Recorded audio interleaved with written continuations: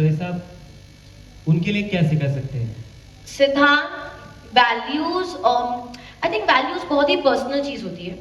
मैं आपको मेरे वैल्यूज बता सकती हूँ। अगर आपके लिए वो वर्क कर रहे हैं तो ग्रेट, नहीं तो आप अपने खुद के वैल्यूज बना के उस पर वर्क कर सकते हैं।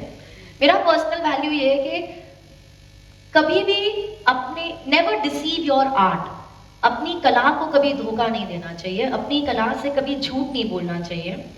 अपनी कला से प्यार करना बहुत ज्यादा जरूरी है, and that's what I try to do. इसका मतलब मैं अगर प्रैक्टिकल वे में बताऊं तो जो मैं कहना चाह रही हूँ कि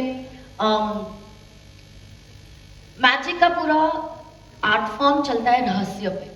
सालों साल प्राचीन कला है, अगर वो अभी तक सरवाइव कर पाया है क्योंकि वो लोगों ने उसका जो रहस्य है उसे रहस्य रहने दिया है। लेकिन आज इंटरनेट की वजह से, एक्सपोजर की वजह से बहुत सारी चीजें बाहर निकल रही है।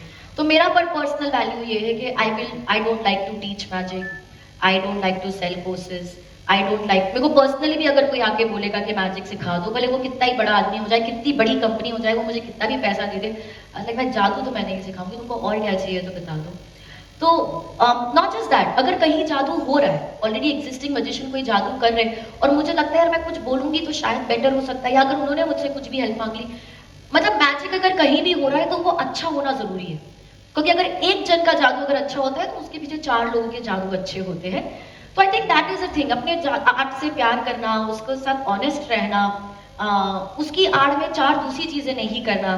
जैसे बहुत बार हम ये कर लेते हैं कि मतलब कुछ लोग करते हैं, this is very personal opinion, मुझे किसी को ऐसे हर्ट नहीं करना है, अगेंस्ट नहीं जाना है, पर बहुत बार होता है कि आप मेंटलिस्ट हो तो हमें ये भी कोई भी बोल सकता है कि यार अरे तो मैं पर्सनल लेवल पे भी आपकी रीडिंग कर सकता हूँ, टैरोट रीडिंग कर सकती हूँ।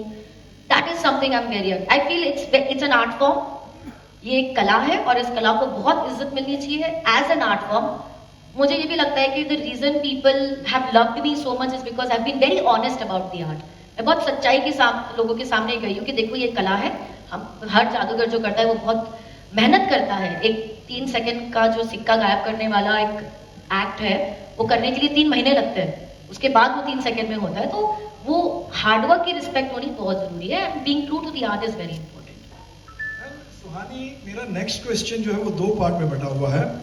कुछ लोग जो मेरे जैसे हैं या 60 80 90 साल तक मैच्योरिटी दिखने के बाद भी बड़ी इमेच्योर बातें करते हैं, और आप इतनी कम उम्र में इतनी मैच्योर बातें कैसे करने लगी, उसके पीछे मतलब क्या आपने वर्क किया है? और दूसरा पार्ट ये है कि first time in the history of India फिज्म जो मैच्योरिटी से ही कनेक्टेड रहता है, तो पहली बात है ये मैच्योरिटी आप कहाँ से लाती है इस उम्र में, और नंबर 2 पहले